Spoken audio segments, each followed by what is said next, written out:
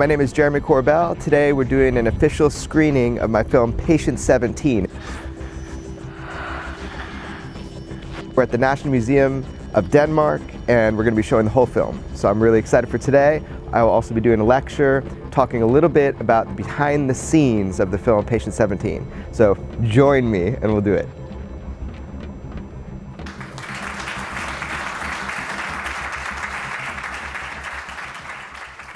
This field is so broad. There are so many aspects to the UFO field. There's so many different areas of interest. I will cover a number of areas today because I've made a lot of films on these subjects. A lot of times I just play my films. They speak for me. But this time I'm going to try to kind of tell you the behind the scenes on some of the stuff, some of the characters that you see I've filmed. Also, today I hope to show you something I've never been able to show anybody before, because it's never been done. So this will be an epic day. Towards the end, I hope to show you something that you did not expect. Not a real UFO or anything. Okay. So this presentation is UFOs are clockwork orange. It's just a very simple metaphor. As a filmmaker, the idea, as you'll see throughout the presentation that I give today, is that UFOs are not as they appear, that it might be something more or different or even maybe artificial. So let's see if we get there. That's me, okay. I identify myself as an investigative filmmaker. I think anybody with an iPhone and a little bit of curiosity could say the exact same thing. It's not a special title. It's just somebody that decides to use the visual medium of film and investigate something that they're curious about. Obviously, UFOs is a very deep topic. I'm going to show you a few clips throughout this presentation. These clips are kind of associate you a little bit with my work. I don't assume that you've seen my films. So this is the intro for my series, which is important because you'll see the overarching theme is not UFOs, I know everything. It's extraordinary beliefs. It's the ideas, the extraordinary beliefs of credible individuals. So here's the intro.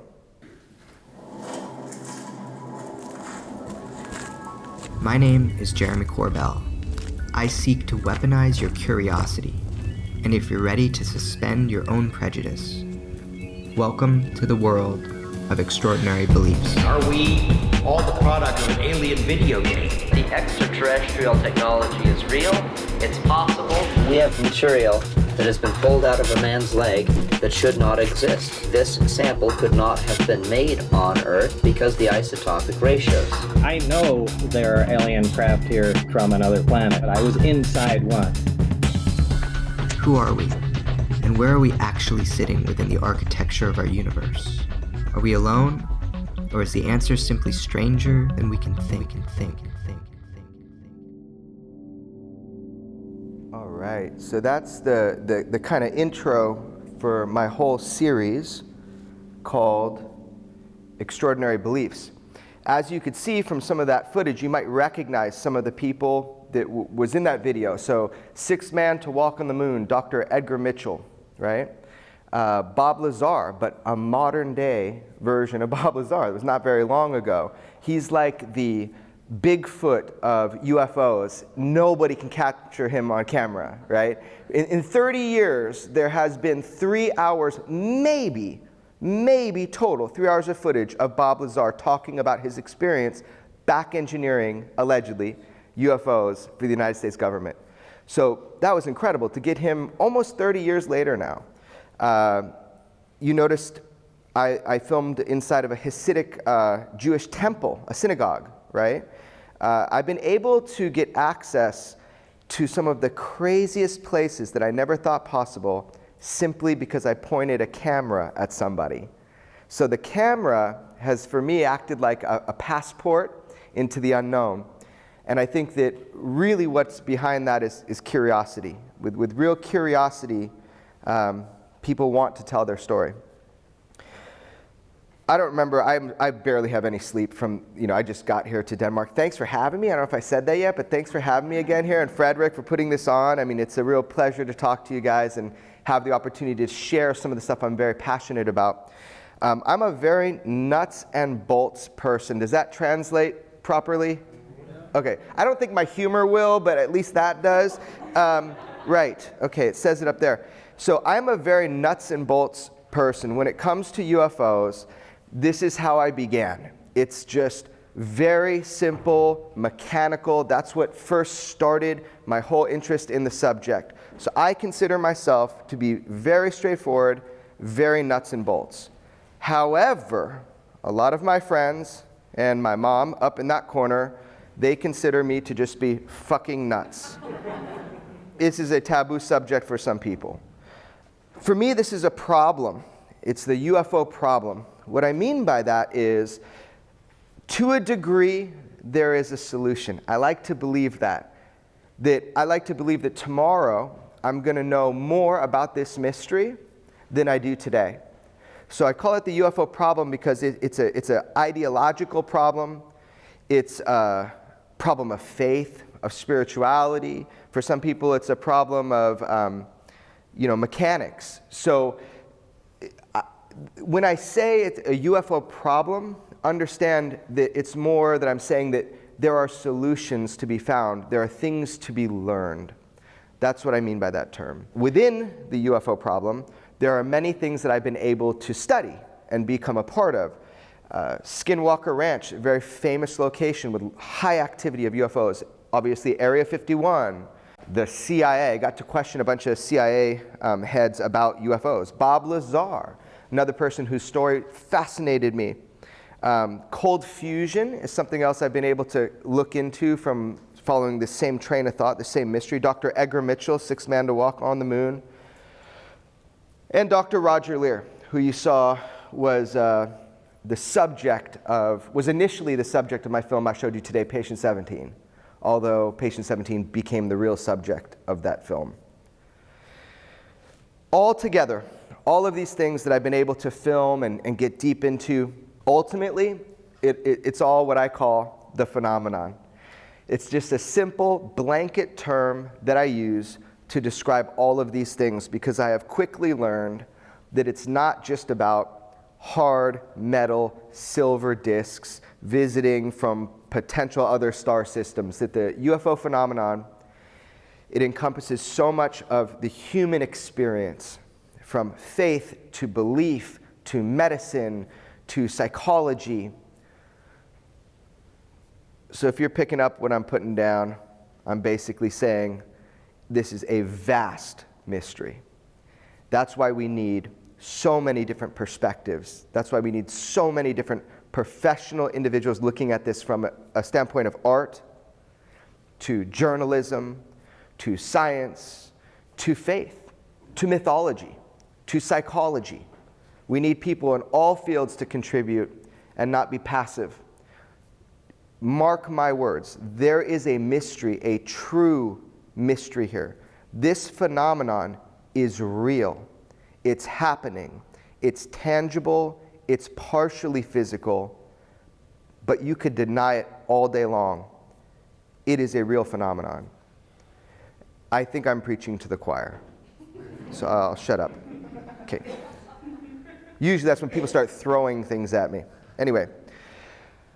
Yeah, so I was 13 years old. Somebody asked me, why did you get interested in this? A gentleman asked me over here, why did you get interested in this? Really, I was 13 years old, and on the radio I heard who is now my mentor in journalism, George Knapp, and he was interviewing the famous Bob Lazar, right? The cosmic whistleblower. The guy who, if he's telling the truth, the same story he's been telling you for 30 years now, if he's telling the truth, then we need to start accepting that truth. Okay, so I heard Bob on the radio with his best friend Gene Huff, and they were talking about the propulsion system. The propulsion system that Bob Lazar allegedly worked on at a sub-base of Area 51 called S4, or Site 4. And why that weaponized my curiosity, why that threw me into this world of interest is because, and I'll try to explain it very simply, it flipped the script. It flipped my thoughts. I went from thinking that, as a kid, I went from thinking locomotion, you have to push, and you have to push against something to go forward. So I was kind of in your guys' camp. oh, of course there's life out there in the universe. Although when I was 13 years old and I was talking about this, I mean, people really thought I was crazy. Most of you in the room know what it was like, 30 years ago or 28 years ago talking about this. It was not accepted. Not accepted at all. Very different. Now people, of course the universe is teeming with life. It's like as if they thought of it themselves, right? But it's just because science is catching up. But I was in your camp. I'm sure there's intelligent life, but are they coming here? I mean, I've never seen anything, so are they coming here? But the way Bob Lazar described the propulsion system, it immediately changed the way that I looked at space-time travel. Really, really simple. He talked about an energy source, and an energy source that was so powerful that the gravity waves extended beyond the mass of the energy source. And as we know, a wave can be amplified. And if you could amplify that wave, then you're projecting, these are emitters of gravity. If you can do that, anything is possible. The moment you can amplify a wave, which now we know gravity is a wave definitively, which back then we didn't when Bob talked about it. But if you can amplify a wave of gravity, then wherever you project that, you can literally fall wherever you want to go in space-time. That's the basic concept. It's not locomotion, it's not pushing forward. It is literally falling into place. Like if you have a mattress and a bowling ball on that mattress, and you push your fist down on the mattress and the bowling ball will fall to your fist. That same kind of idea. It's completely different. It doesn't take hundreds of thousands of light years to get somewhere anymore. Your space and time is elastic. So man, that really flipped my script. That really made me think. But I was 13, I didn't give a shit after I thought about it.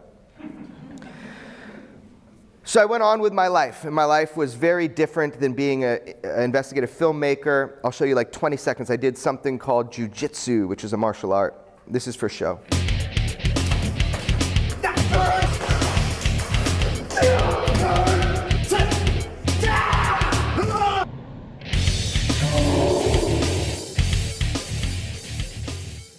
I don't even recognize myself. That's like a previous life. So that's a little clip that basically shows a demonstration I did for kids, that kind of thing. But it was a very hard impact, high impact life. It was high science.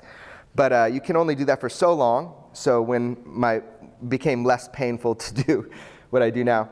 Anyway, something happened to me during that time of my life when I was dedicated to jiu-jitsu. I never thought I would do anything else. That was it. I lived, breathed, bled jiu-jitsu.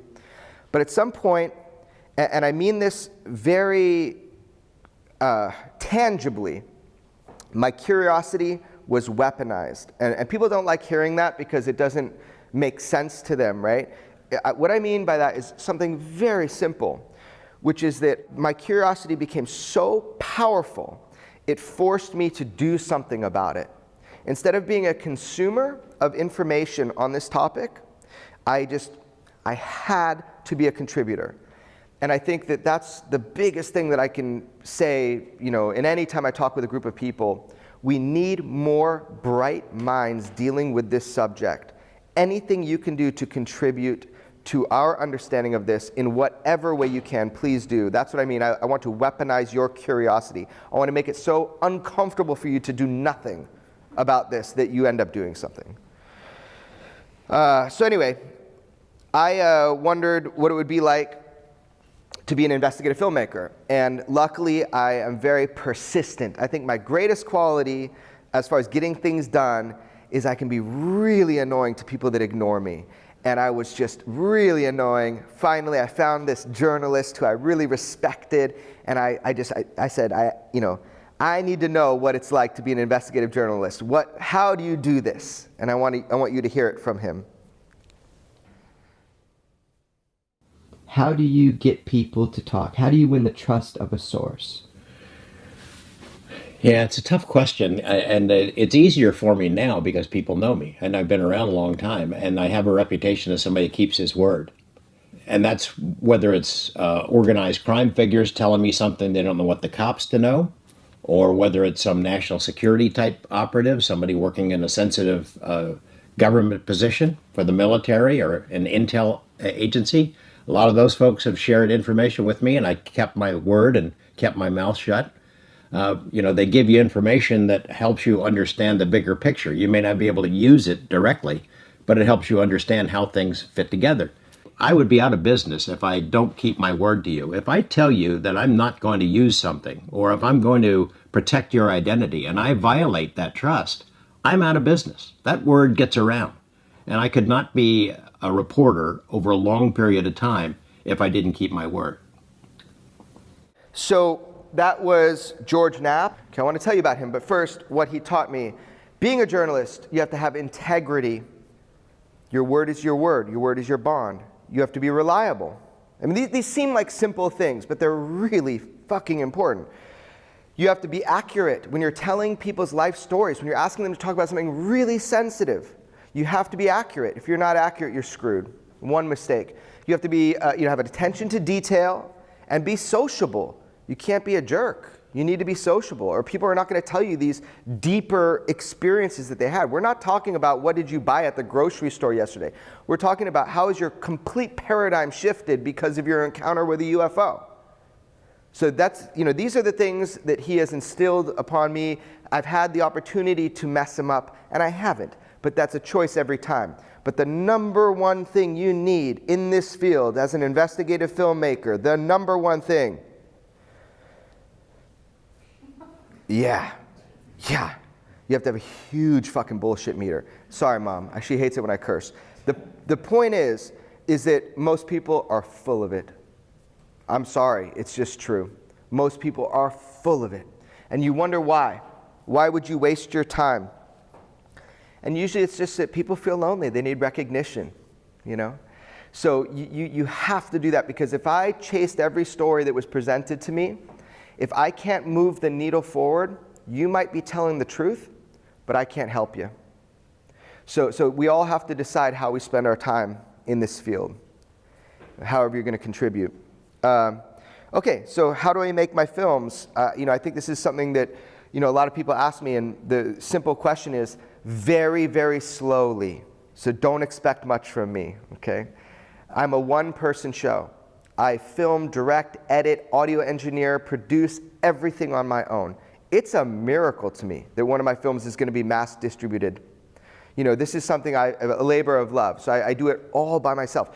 But the thing is the main thing I do is I look for people closest to me. You all have people close to you that have fascinating stories that you could engage in their lives. You have to start with the people and the things closest to you. Interestingly enough, one of the people closest to me, do you guys know about Star Trek?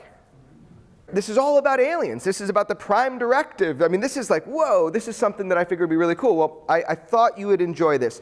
One of my dear friends growing up was the son of Eugene Roddenberry, but he had never talked about aliens or UFOs publicly. And I thought that was crazy, because he's an important person in this philosophy that was put all around the world of acceptance, for example, is one of the key tenets. So I had him, his name is Eugene Roddenberry, and I just want to show you a little message he has, actually for you guys.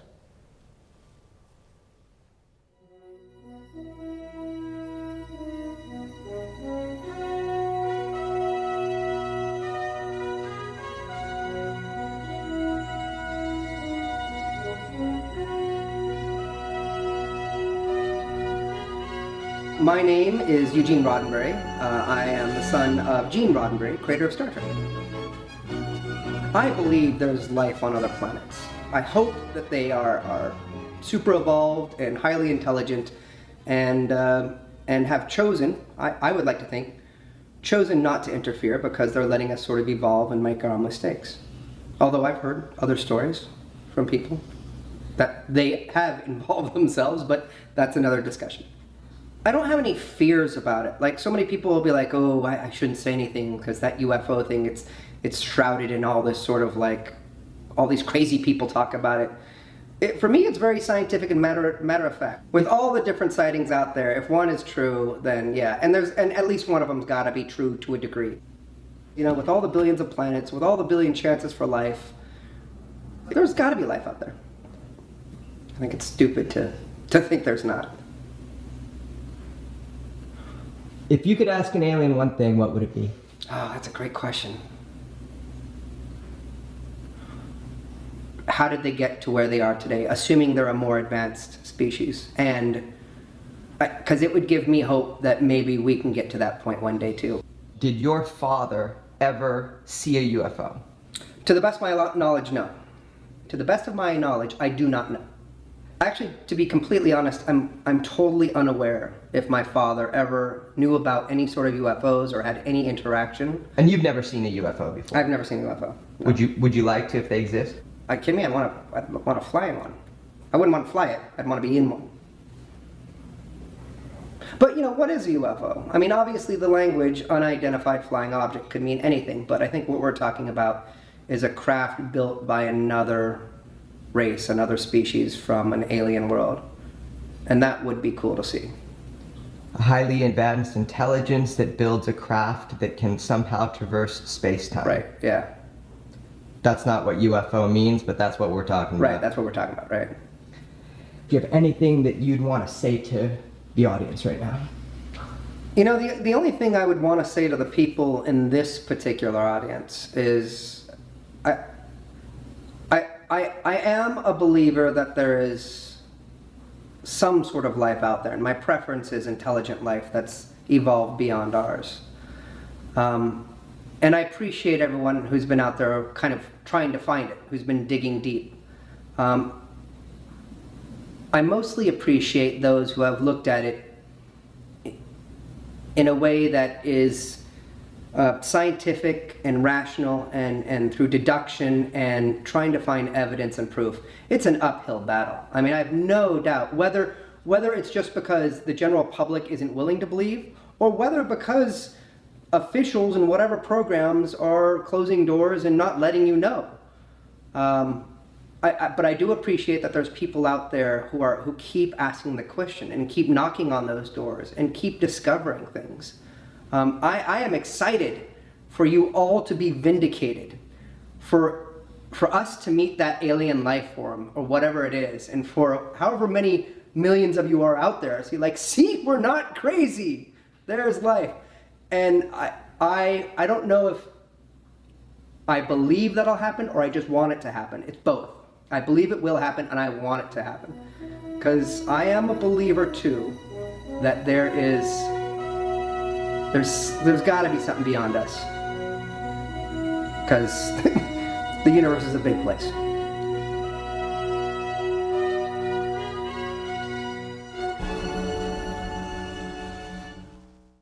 I really appreciate his perspective. He's a very analytical person, but he comes from this, kind of family heritage where he should have an opinion. So it's nice to finally get that opinion from him. So you guys, everybody watched this movie today. So I'm going to go over some of the fine points on it, and we'll see how deep we go into this. This is the most significant pieces of actual UFO and extraterrestrial data we have ever seen. Who are we? Are we alone? And where are we actually sitting within the architecture of our universe? I was recently introduced to a surgeon who claims to remove implants, nanotechnology microchips embedded by aliens. Dr. Roger Lear did confirm I was going to be patient number 17. It's this little spot here that shows through. Yeah, it's right there. Send half the object in for analysis and tell us whether the material is from off-planet. We're talking about something that is highly advanced and fabricated by an intelligence, is that correct? Yes. I don't have any answers. I'm still doubting Thomas on what this could possibly be. I just want all this to end. I just want it removed. This is scarier than hell. Wow. We have a total of 36 elements here. This is the most astounding array of elements in a single sample I've ever seen. It's the biggest story of the 20th and 21st centuries. It's the biggest story never told. I've been trying for months to get a hold of Steve. He's changed his phone number, won't answer any of my messages. What are your thoughts? I'm telling you, it's not from here. This sample did not come from our solar system, much less the Earth.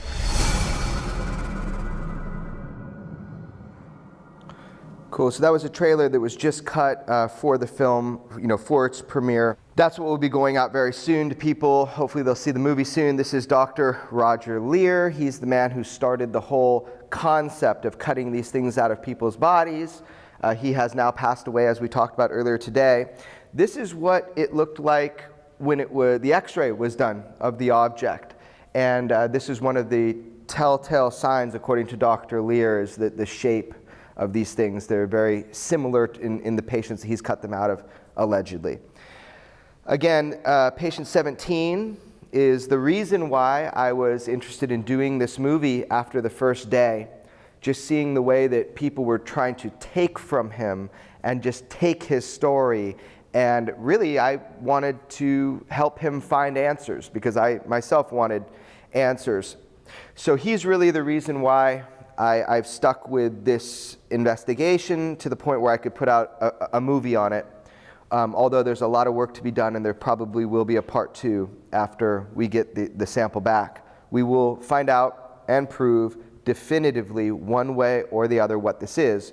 But I do want to talk to you today about some of the details of what we found in the sample, because it is extraordinary. These are scenes that I just thought would show you a little bit of humor. That's literally a stud finder in his hand. That's a carpentry tool. And I found it very strange that that's what they were using to find these objects. There's no possible way they were finding these objects with these. So it was a kind of strange situation. They were using a black light to look for signs of abduction.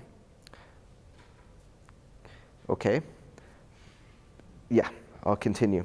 Yeah, I found that very strange. They took sample of the blood so that when they removed the object, they could then put it in back with the original tissue and everything of the body, which I thought was interesting as well. Show you a few images from the surgery itself, which you've seen now like 5 times today. But as you can see, I mean, it's no little deal. I mean, they're really like ripping into patient 17's skin and pulling out this object. I would not like to do it myself. The object did not look extraordinary by any means. It's the little bit of black that's in there, looked like a piece of pencil lead or something, just visually. And then they encased it in the serum of his own blood, and we took it to SEAL Laboratory, which is one of the top scanning electron microscope places in all of Los Angeles. They're a great, credible lab. We took over the laboratory and we started doing some of the initial analysis. I was sure on this day we were going to get some answers. I was positive. I was also very naive.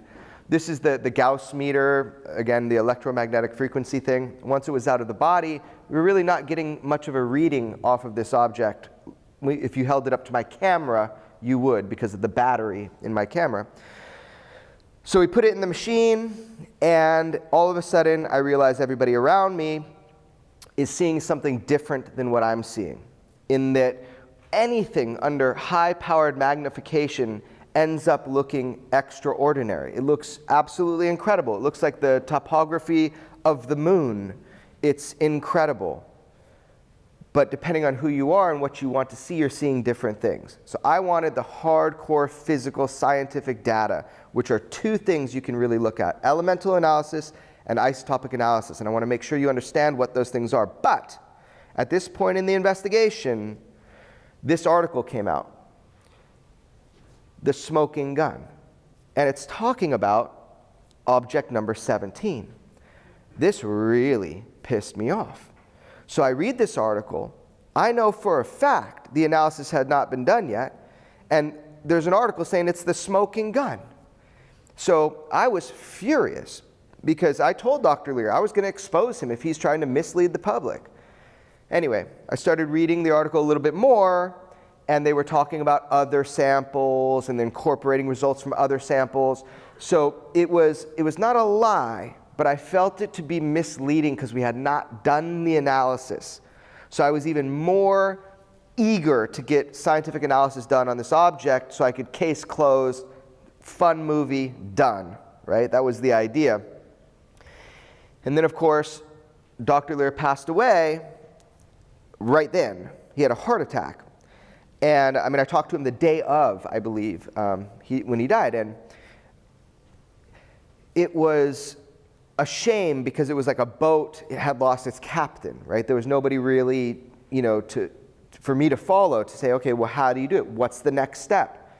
Dr. Lear was a very sane, rational person, so I enjoyed talking with him about it. So anyway, I had to do the scientific analysis myself, finally got the piece, sent it to the lab, and here's what I want to talk to you about today, specifically about this, before we get into the other weird stuff.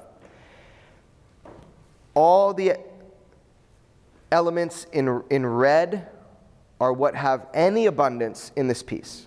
There are 36 elements, okay? The majority of those elements, any of you here are material scientists, or you can read these types of documents, the majority is iron. I mean, like the mass majority of it is iron. We're talking about parts per million of all these other little bits. So I didn't think it was like really that interesting that, it had all these other things in it, but apparently it is. To have these many different elements playing nicely together in a sample is very unusual. Like if you just took a piece of iron or a nail, you're not going to have all these trace elements, is what I've been told. I haven't done other analysis. But this was the big one. This is, we looked at, was it zinc and copper? We looked at the isotopes. So the way to simply describe this is if you take a piece of mountain and you cut it, there's going to be 5 types of zinc in that mountain. 5 different types of isotopes to stabilize the zinc, 4 of which you can really test for. The terrestrial ratios, how much of that isotope of zinc is going to be the same on Earth? It's the same. If you're outside by 1% after you calculate for a margin of error, if you're outside the terrestrial norm by 1%, that is huge. That is definitively non-terrestrial. So remember that. 1% is everything, okay, after margin of error. So we look at 2 different elements. We looked at 6 different isotopes out of those 2 different elements. So I knew nothing about any of this, and I needed to kind of get an education in it. So I started looking at things like from Apollo 15, for example, they did amazing isotopic analysis from the moon, which has different isotopes than on Earth. So the ratio of isotopes on the moon is different than on Earth. And it's different in the Andromeda galaxy. So you can start to know where something is from, if it is in fact extraterrestrial, by the isotopes. That's how we determine if things are extraterrestrial, is by the isotopes. Making sense so far? Okay, it took me a freaking year to understand that. Okay. So I started looking into, well, we do study extraterrestrial isotopes here on Earth. We do it all the time. There are specialists in this. Lucky for me. Okay, so I start contacting all these people that wrote these scientific papers, and I talk to them about stabilization of isotopes, that are extraterrestrial, and I start learning and learning, and we come to something very simple. And this is not disputed. This is simple. These are the abundances of isotopes.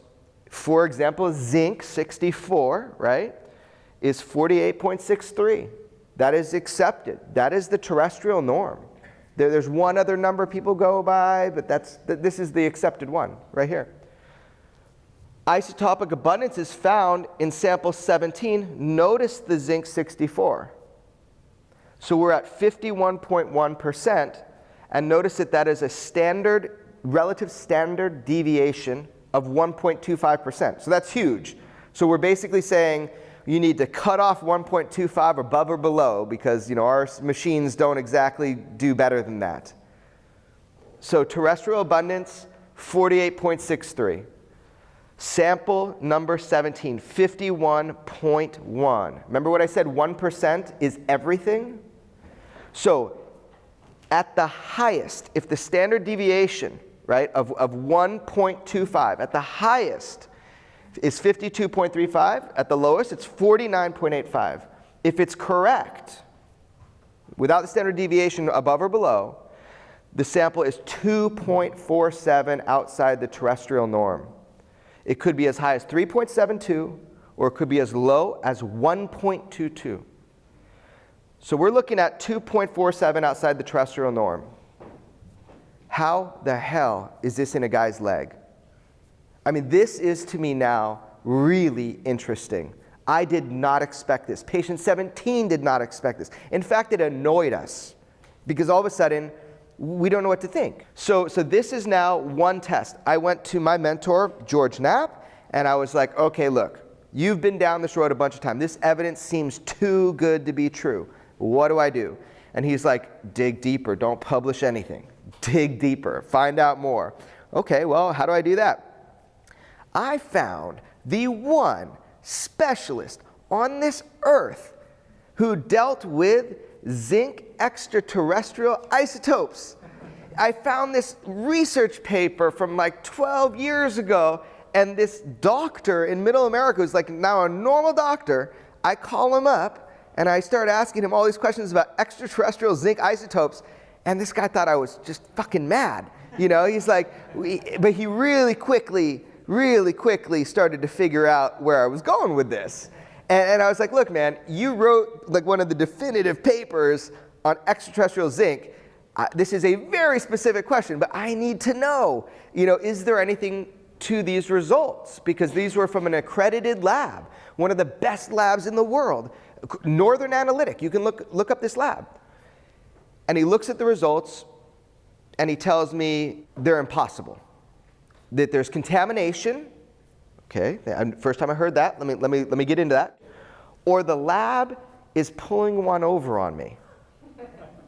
Anyway, I said, okay, tell me about contamination. That is very interesting.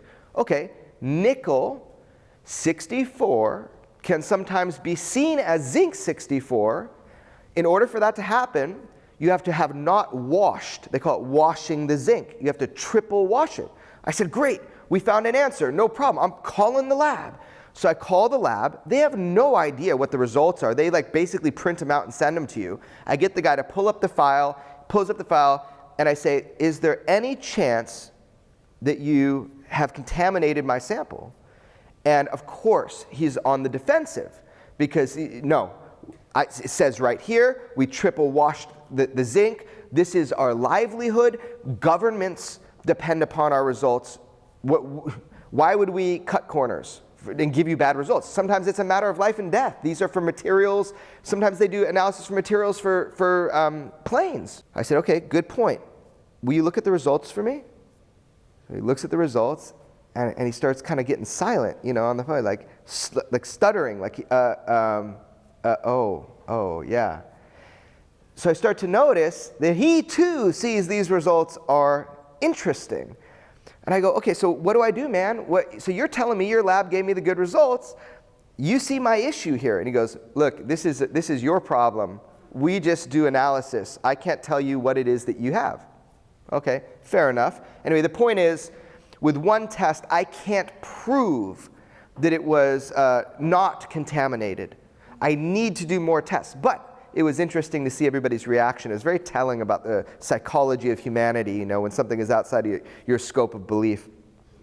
I then went to UCLA, the head meteorite specialist, because Dr. Lear and people were throwing around these terms like meteoric iron, and I didn't even know what that was. In fact, it's not meteoric iron. Definitively, Object 17 is not a meteor.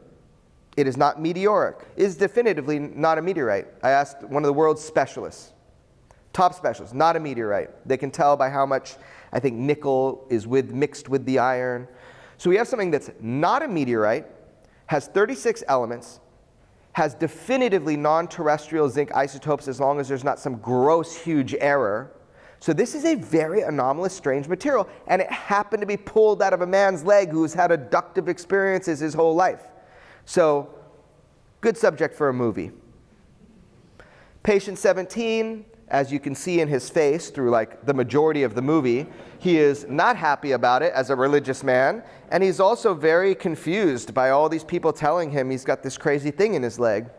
I have a tiny little clip from the movie just so you can see the psychology that he has to deal with. Do you still have patient number 17 sample? Yes.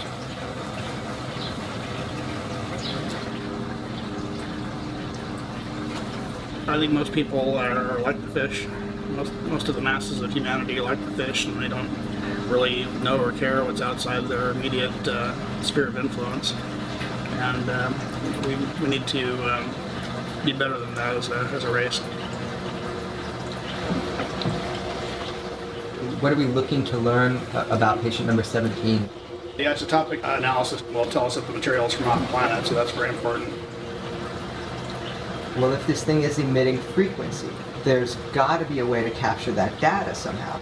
The ultimate goal is to hack the alien internet. We have reason to believe there's a complex web of communication between aliens and some supercomputer someplace, and abductees are also plugged into this system. It's the biggest story of the 20th and 21st centuries. It's the biggest story never told.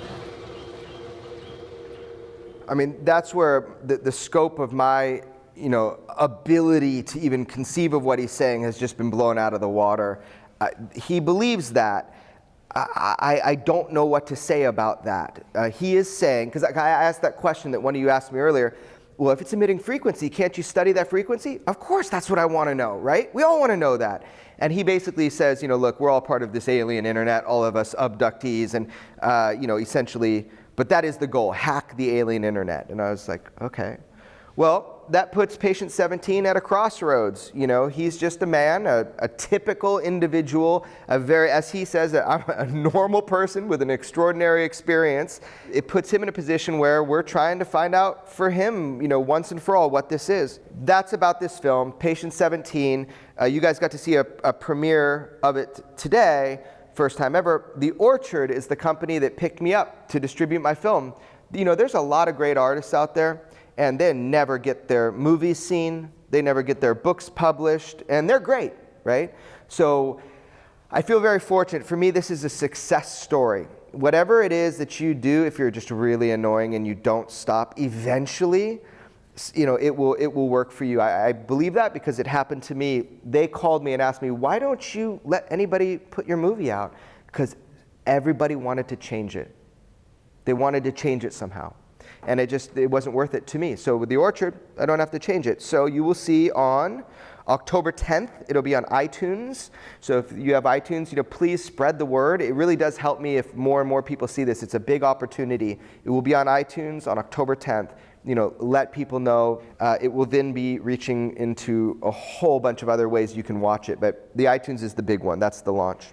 Okay, that's it. So what is the big picture? I have one last thing from George Knapp where he's talking about the big picture of UFOs. What is the big picture? Just want you to hear a kind of summary of what I've just been talking about, and George is way more articulate than me. And he always says the same thing in this video. It's strange. What the fuck is going on?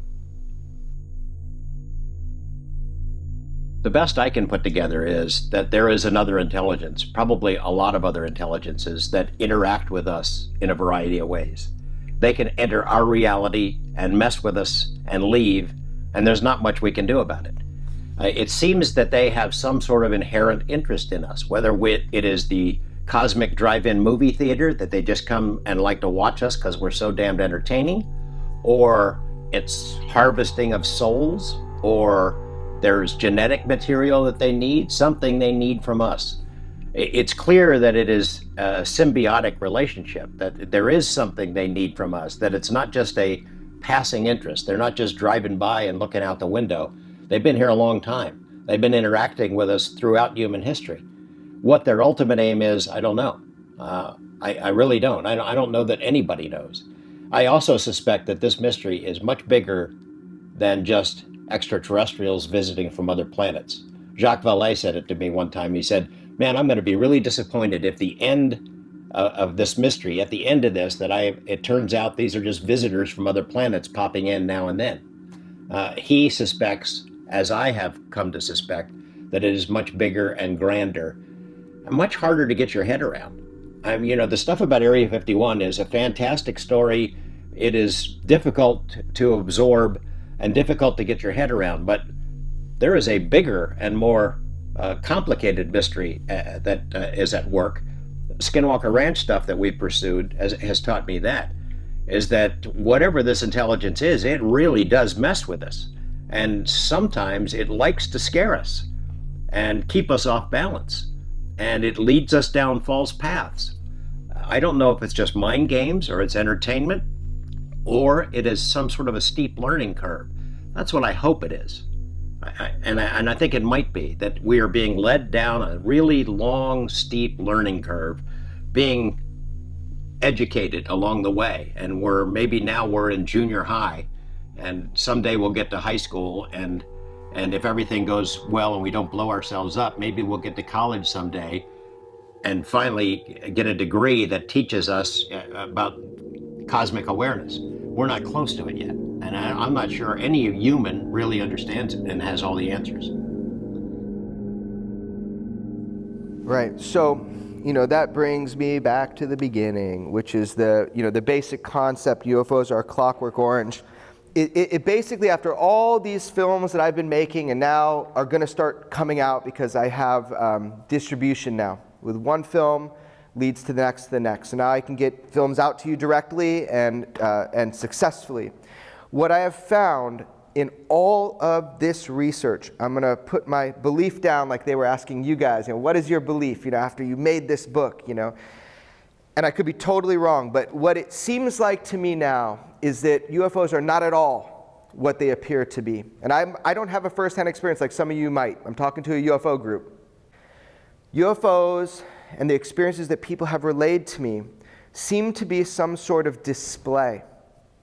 It seems to be an educational process, meaning that we can tell by the method and by the pattern that these things tend to be in waves and show themselves and what's communicated. If you start to put that all together over time, right, you start to see that there is an education going on. There's something being conveyed depending on culture and time. What is shown is always just advanced from where we are now. The most depressing moment in my whole UFO studies, I had Jacques Vallée up to my ranch, the old school godfather of real hardcore UFO information and study, has had access to government databases, and I was like sitting there and the sun's going down, and I'm like, this is it, Jeremy, ask him, and I'm like, hey Jacques, so what is this all about? The UFOs, what's actually going on, And he just takes this long pause and he's like, you're asking all the right questions. You're asking the big questions. It took me 50 years to ask those questions. You're asking the right questions, but I don't know the answers. It's a big a mystery to me today as it was back then, but at least you know the right questions to ask. And I was like, Jock, that is depressing as hell. Just, you're supposed to tell me what's going, the easy way. But anyway, point being that I think it's much bigger than saucers. I think it's much bigger than the narrative that's being told. I think it's much bigger than the individual experience. Because if you talk to somebody who had a close encounter, it's never just I saw a disc. It's never just a little I saw a disc. There's always more to it. But people are afraid to tell you because they tell you they're going to feel discredited. It's okay to say you saw a disc or a light. But to tell you anything more, it's too scary. It's too strange. It's too weird. So anyway, that's the concept. UFOs are Clockwork Orange, that, it represents something, but it is not what it represents. That's my website. You can see everything there. I hope you go there and enjoy it. Again, thank you so much. It's just an opinion I have, but look for my movies coming forward. There will be a lot coming out, and thank you so much for your time and attention today. Thank you.